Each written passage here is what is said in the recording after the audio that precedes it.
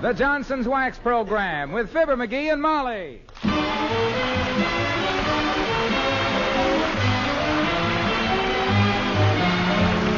The makers of Johnson's Wax products for home and industry present Fibber McGee and Molly with Bill Thompson, Gail Gordon, Arthur Q. Bryan, and me, Harlow Wilcox. The script is by Don Quinn and Phil Leslie. Music by the King's Men and Billy Mills Orchestra.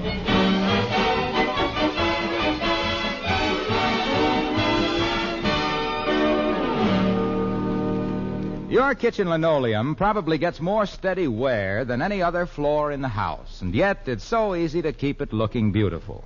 Just use Johnson's self-polishing glow coat. Your linoleum will be brighter and cleaner, and your kitchen will be a more cheerful place to work. The new glow coat shines nearly twice as bright as ever before, and as you know, the brighter the shine, the cleaner the kitchen. Glow coat makes floor cleaning problems simple, too.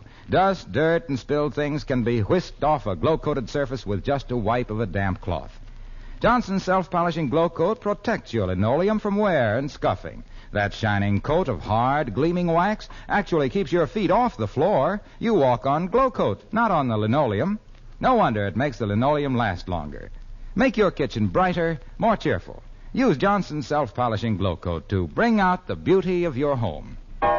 Look on the bright side, shine up the right side, bring out the beauty of the home.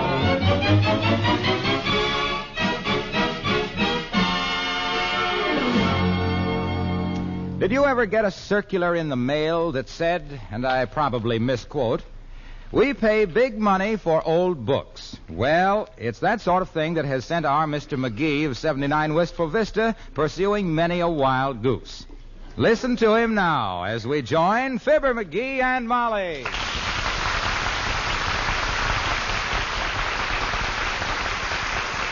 Hey, Molly, did you see this circular that just come in the mail? It says there's a fortune in books. I don't believe it. Uncle Dennis ran one for several months, and he spent all his profits bailing himself out of jail. Oh, no. Oh, I don't mean handbooks. This guy ain't a bookie. He's a collector. So was Uncle Dennis. He'd collect $100 and hand it right over to a bailiff. I told him 100 times he shouldn't be... No. You don't understand, kiddo. Neither do I. Look, this circular says thousands of people who read this circular have books in their attics and basements which are eagerly sought by collectors. Oh, books. Yeah, books. I wonder if we got any book in the attic which would be eagerly sought by a collector. It would have to be kind of rare, I suppose. Well, we've got some up there by Mary Roberts Rhinestone, and, yes, and there's some by Earl Stanley Gander up there. Gardner, Snooky. A gander is a buck duck. Besides, by rare books, I mean books that are scarce, old books that you can't buy anymore. Them are the ones that are eagerly sought by collectors. For instance, this circular says there's a great demand right now for Horatio Alger books. Oh, Horatio Alger. Yeah. Heavenly days. Who'd want to read that stuff now? Yeah. Phil the Fiddler, Paul the Peddler, Bill the Butcher. Which reminds me, did you pay the butcher bill? Yeah, but listen, I got an idea. I found $5 in an old sugar bowl today. Oh, good for you. Now, my idea is that you if can have it if you'll forget this idea you have. Oh, but you don't even know what it is. No, but you never had one yet that cost us less than $15, so we'll save 10. But this will make a wad of dough, kiddo. Listen, the circular says that Horatio Alger books are eagerly sought by collectors. You see where it says that right here? Eagerly sought by collectors. Yes, but... I know where I can lay my chubby little mitts on 50 of them today, in half an hour. What good is a project to us that lasts more than a half an hour? Now, get this, baby. I happened to drop into the book nook next to the Bonton this morning, and on the shelf that says any book here for 25 cents, there were dozens of Alger books. Did he write that many? My gosh, he must have wrote 100 of them. All with the same plot, too, practically. Really? There's always this poor but honest lad, disgustingly wholesome, who saves a banker's daughter from a runaway horse. He refuses to accept a gold watch as a reward, so the banker gives him a job as messenger boy at 50 cents a week, out of which Thrifty Joe saves 37 cents. In 110 pages, he saves up enough money to marry the banker's daughter and gets the gold watch for a wedding present. The snide little twerp plays it smart all the way. Sounds a little dull, doesn't it? Didn't he ever write one where the boy saves a horse's daughter from a runaway banker? Huh? Or a banker's horse from a runaway daughter? No, but in Tom the Bootblack... now, not a word about this to anybody, Snooky. This is my private gold mine, and I don't want any claim jumpers. I'll be Mum Chum. Come in. Oh, hello there, Mr. Old-Timer. Oh, hi, old-timer. I'd ask you to sit down, but we're on our way downtown to the Book Nook. Gotta buy some books. Good for you, Johnny. Nothing like reading good books. I'll never forget what one of my old teachers said about reading. What did she say, Mr. Old-Timer? Well, sir, daughter, she just stood there with the sun streaming in the schoolhouse window, casting a kind of a soft glow over her head, and says, "You little whippersnapper, you will finish reading A Tale of Two Cities, or you'll be in the 6th grade for the next 10 years. Did you, or were you? I was. But since then, I'd done a lot of reading, kids. Just last night, I was sitting in my room, reading to myself in the dark, and all at once... Wait a minute now. How can you read in the dark? Why, that's simple, daughter. Just turn on the light. But if you turned on the light, you weren't in the dark. Oh, yes, I was. The bulb was burned out, Johnny. Well, if you turned on the light and it was burned out, how could you still read? Had a flashlight. Oh. Well, that's different. Nope. The batteries was dead. Now, this is nonsensical, Mr. Old-Timer, sitting there reading in a dark room. What were you reading? A neon hosiery sign across the street, daughter. I love neon. Ever stop to think what neon spells backwards? It spells no one. And no one loves neon like I do. Why, some of them colors... Now, if you'll excuse us, old-timer, we got to go down and buy some books. Aye, certainly, Johnny, and I'm proud of you for doing it. Though I don't care much for books myself. Started one last week and just had to quit it. Why? Too much printing in it. The pages was all full of words. Well, some books are like that, old-timer. You ought to try a book of cigarette papers. Well, this was the most mixed-up yarn I ever read, kid. Yeah? Started out with a character named Aardvark and a feller named Ab, and just went no place from there. Well, who wrote the book? Oh, some fella named Webster. He'll never get any place, though. He'll never get any place. His plots don't hold up. That was Noah Webster, old-timer. He quit writing books after that and started a dance band. He did? Haven't you heard of Noah's Ark? Oh, dear. Noah's Ark? Yeah. That's pretty good, Johnny. But that ain't the way I heard it. I didn't think it would be. Nope, the way I heard it, one feller says to t'other feller, he says, what do they mean when they say a man is presidential timber? Well, says t'other feller, they mean he can look green and act grown. He ain't too sappy or shady. He don't mind getting the bird. He knows when to bow and leave. And he can bark when necessary. Spends a lot of time on the stump. Keeps his trunk packed and falls the right way where they give him the axe. Well, so long, kid.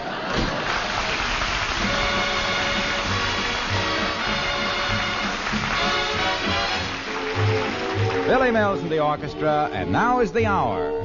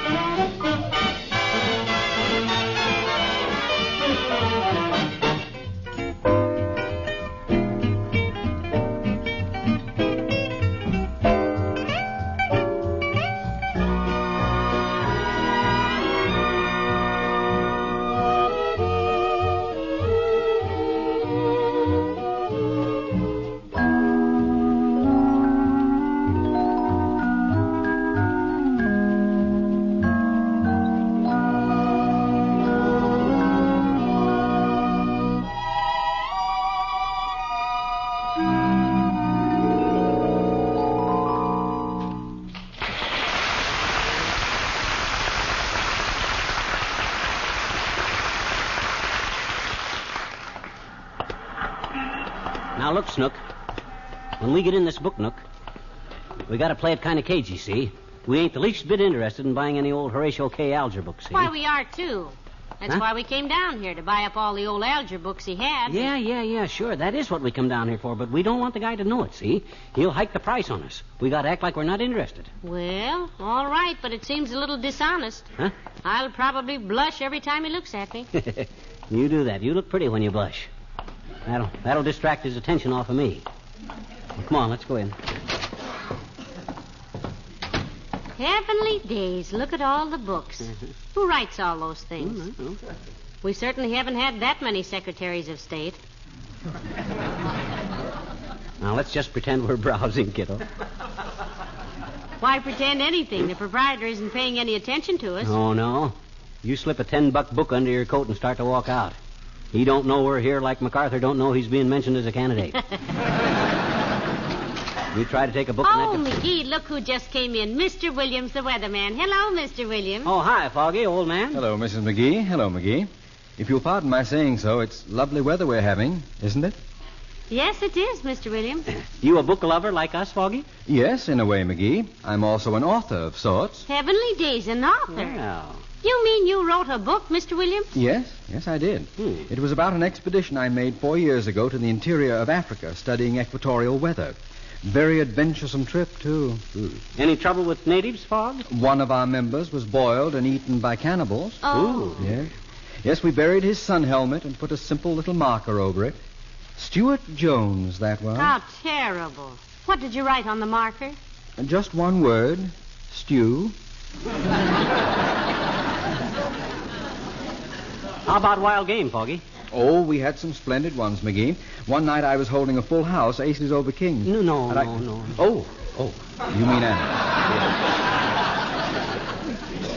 Well, one day in the dense jungle, I was taking humidity recordings when I was charged by an enraged bull elephant. Boy. I fled for my life, but tripped over a pygmy, fell, and fractured my hygrometer. Oh. Yes, I did.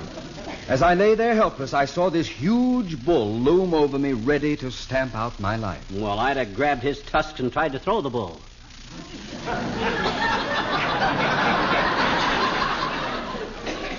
I'm sure you would.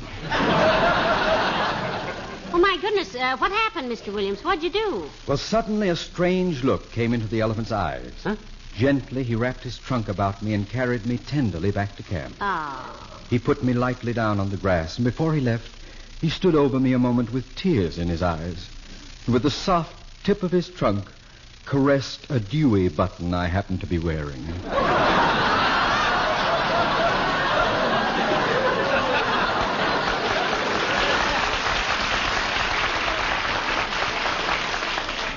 Darn good thing for you, Foggy, they didn't have wild donkeys in Africa.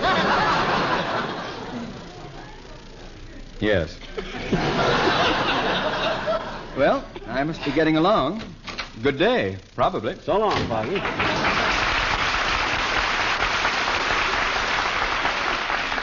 I could have told that yarn a lot better. I'd have made it a laughing hyena instead of an elephant. Oh, here comes the proprietor, Molly. Now play it cagey. All right. Hi, Bud. Mind if we just browse around a little? Oh, it's quite all right, mister. Look around all you like. You interested in fiction or non-fiction? Whichever Horatio Alger is, we're not interested in that. Oh. Am I being cagey enough, McGee? She likes detective stories, Bud, but she always shuts her eyes when she comes to the murder part, so she never does seem to find out. Oh, excuse me, folks. There's my telephone. Now, go ahead, Buster. We'll just browse around. Book Nook. Yep. No, ma'am. It ain't a cookbook, and it ain't Crisco. It's the Count of Monte Cristo. Now, don't mention it, ma'am.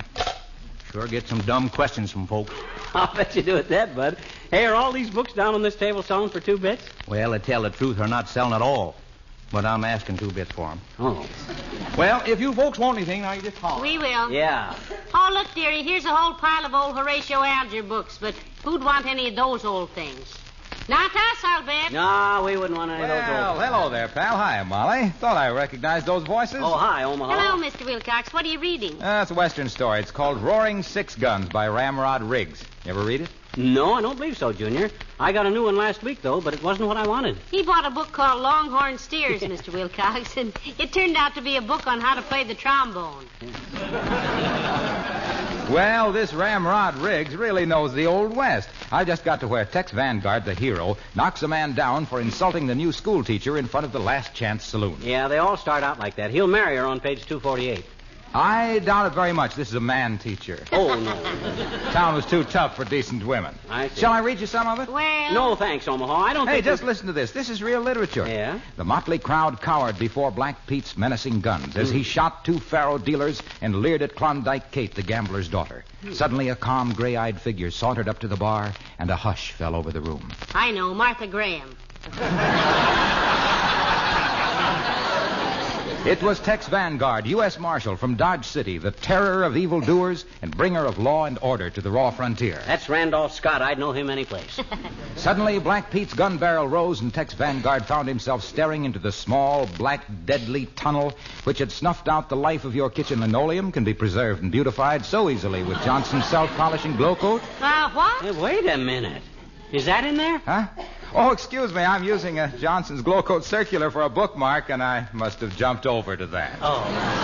Anyway, the book says there was a blur of action as Vanguard went for his gun. Yeah. 4 shots roared, and the lifeless figure of Black Pete slumped to the floor coverings of linoleum, which are protected by Johnson's glow coat, are so much easier to keep clean because spilled things are easily wiped up with a damp cloth. Mr. Wilcox, the story. Oh, yes. Well, just at that moment, Tex Vanguard felt a gun muzzle prodding him in the back. And with no rubbing and no buffing, glow coat dries to a handsome mirror-like polish in 20 minutes or less. Hey, Waxy. Yes, pal. Just read quietly to yourself for a while, will you? Sure. We may want to read that book ourselves sometime. Yeah. And we want it to be a surprise when Tex Vanguard traps the rustlers in their hideaway and cleans them out with a damp cloth after shooting them full of glow coat. Why, of course. Here, you take the book. But you haven't finished it, Waxy. Oh, I don't want to. I'd rather read the Johnson's glow coat circular. To me, it's a lot more exciting. Oh. See you later, folks.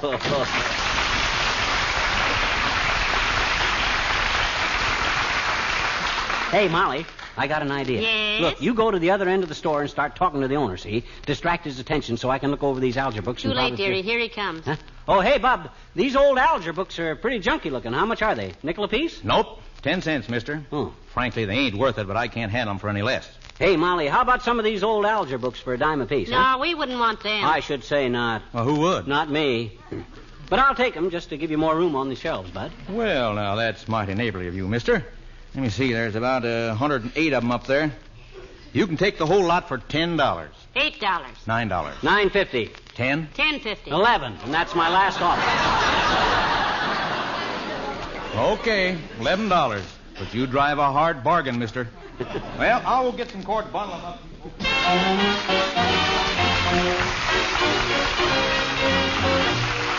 The King's Men and 2 things to worry about. Worry, worry, worry, worry, worry, worry, worry. I've got me double trouble. Worry, worry, worry, worry, worry, worry, worry. My cares all come in bear. I got 2 things to worry about. Either you're mine or you're not. And if you're mine, I haven't got to worry. But on the other hand, if you're not, I got 2 things to worry about. Either you change or you don't. Now if you change, I haven't got to worry. But on the other hand, if you don't, then pity me, watch me sink, till I'm hanging on the brink. But before my worries all are over, I got 2 things to worry about. Either I live or I don't. And if I don't, I haven't got to worry. But on the other hand, if I do, there's 2 things to worry about. Me and you, just 2 little things to worry about. Either you're mine or you're not. Now, if you're mine, I haven't got to worry. But on the other hand, if you're not, then there's 2 little things to worry about. Either you change or you don't.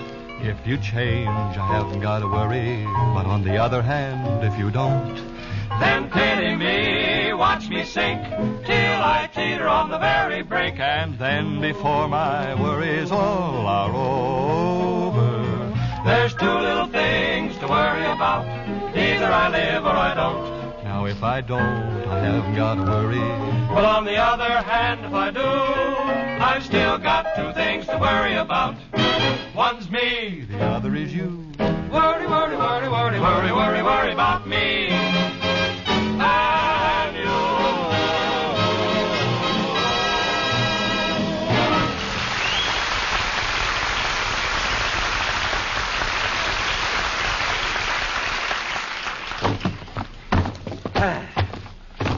Boy, Well, now that we're home with these books, what have you got? a sore arm from lugging these books. You'll find out what I got, though, when that book collector gets here. I phoned him from the drugstore and told him I had a collection of Alger books that was a collector's dream. I think you got your money's worth all right. The titles alone, you see. Oh, now stand back, kiddo. Here comes opportunity. Come in. Oh, it's Dr. Gamble, McGee. Come in, Doctor. Hello, Molly. And good day to you, drumhead. Hi, pill pitcher. I thought you were somebody important, but come on in anyway. If I were somebody important, why would I be calling on you, Pop-Up?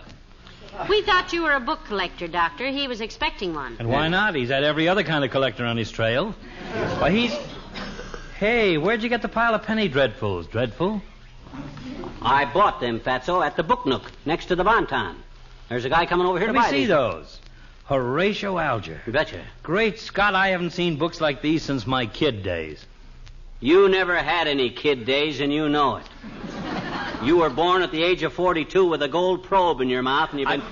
Aren't these titles wonderful, Molly? Look at this. Do or Die, Paul Pearson's Pluck, Boot Black to Banker. Oh, that's a great title. All a boy had to do to get rich in those days was invest in a box of shoe polish and a brush and wait. What's so different about that? Doc Gamble started out with a $1 watch and a calomel tablet, and look at him now. Oh, McGee. That's not true, and he knows it. I had a thermometer, too, when I started out. I'll say you had a thermometer. The only thermometer I ever saw that had 3 degrees of fever painted right on it. You got rich with that thermometer. Now, McGee, stop it. Dr. Gamble isn't rich. Certainly not. Just handsome and talented. Oh. Say, look at this one, Molly. Ned the Newsboy. There's the book that changed my whole career. Changed your career? What happened? You cut your thumb turning the pages and decided to take up medicine? No, I was working as a fire watcher for the Forest Service, and while I was reading this book, 300 acres of timber burned up. Well, McGee expects these books to change his career, too, Doctor. We're going to be rich any minute now. Oh, I hope not. I like McGee just as he is. Do you really, Doc? Yes, I do. Yes, I do, McGee. Dumb, floundering, inconsistent, rude, and uncouth. I'm as couth as you are. When I think what you'd be like if you had money, I shudder. And when I shudder, walls crack for miles around. Oh, now, you wouldn't mind if we got wealthy, Doctor. We'd still come to you with our trouble. Yeah, and speaking of troubles, I never will forget the time I was working in that clothing store back in Peoria. I had more... You never told me you worked in a clothing store, McGee. I never told you about that. You never did, no. Well, sir, I was a clerk in this clothing store, see, specializing in sweaters and sport coats. I sold a guy a cashmere sweater and a check coat one day, and he gave me a check for the check coat, but he paid me cash for the cashmere. Well, sir, when I give the cash to the bank cashier and chuck this chap's check on the counter for cashing, the cashier checked the cash in his check cashing account and double-checked the check against the check stubs and found the check checker had failed to check the exchequer and there wasn't enough cash to cash the check I got for the check coat, so the chump chucked the check back to me and checked out the door.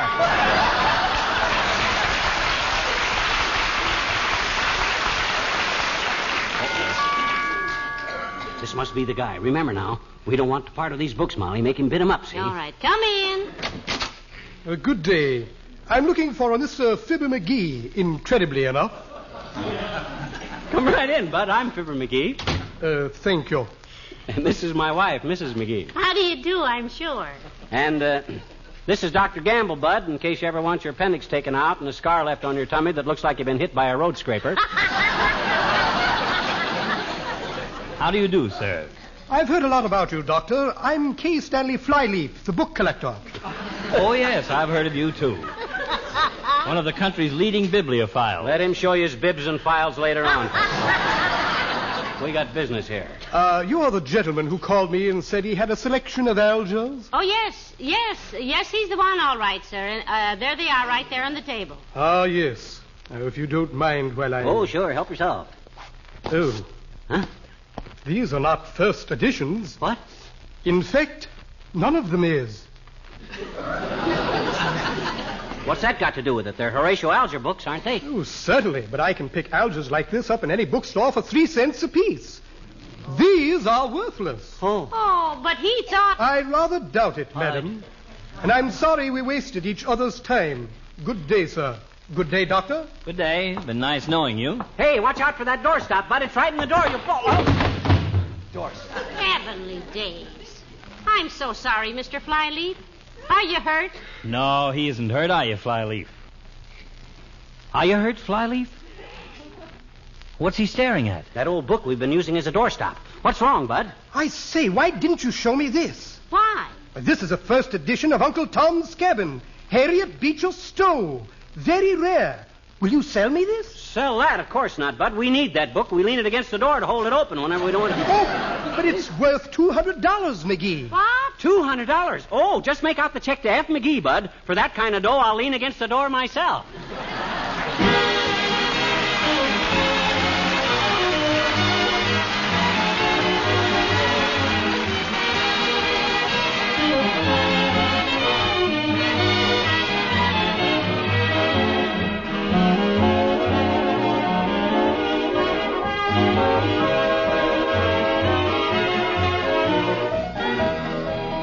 I suppose I'm a little prejudiced, but I just don't understand how anyone could permit her kitchen linoleum or other floors to be anything but clean and bright and shining. It's so easy to make floors glow and gleam with Johnson's self-polishing glow coat. There's no rubbing or buffing. All you have to do is apply and let dry. You'll be proud of that rich, new floor beauty every time you walk across it. A shining coat of glow coat makes your floors easy to keep clean, too. Dust, dirt, and spilled things can be whisked away with just a wipe of a damp cloth. Johnson's self-polishing glow coat also protects your floors from wear and scuffing. That glowing, protective wax coat can take an awful beating and still come up shining. Think about it for a minute, and then make up your mind to give your floors the added shining beauty that comes with Johnson's self-polishing glow coat. Try glow coat and enjoy the easy way to bring out the beauty of the home. Look on the bright side, shine up the right side, bring out the beauty of the home.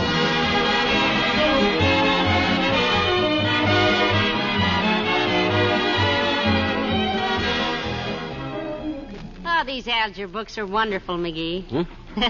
Here's one about a boy who rescued a millionaire's baby from under the wheels of a horse car. Oh, that stuff's dated, Molly. You think so? Why, certainly. That rescue stuff's no good anymore. My gosh, I yanked a guy out from under the wheels of a 10-ton truck one time, and what did I get? A poke in the nose. A poke in the nose? Yeah. Heavenly days, why? Well, he was trying to change a tire, and I was the third guy that rescued him. Oh. Good night. Good night, all.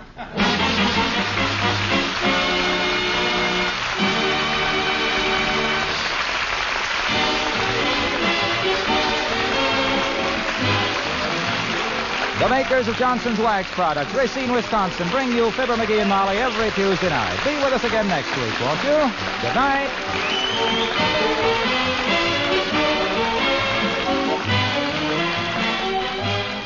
This is NBC, the national broadcasting company.